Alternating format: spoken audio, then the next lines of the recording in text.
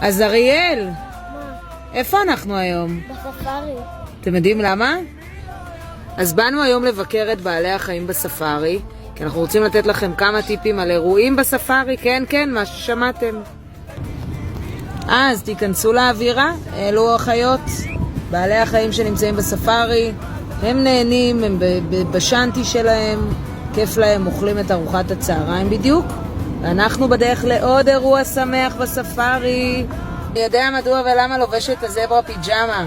אז אנחנו יודעים לעשות אירועים גם בספארי, חתונה, בת מצווה, בר מצווה, ואפילו אירוע עסקי. נכון אריאל? זו אפשרות ראשונה, יש לנו פה שטח שהוא מעוברר, הוא מוצל, משטחי דשא, יש במה קטנה, פחים, וברקע אנחנו רואים את הג'ירפות שבדיוק אוכלות.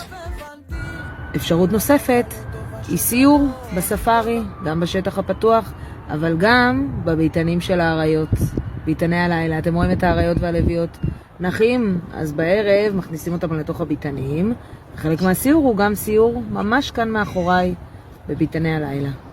היי גברת, איפה היציאה גברת?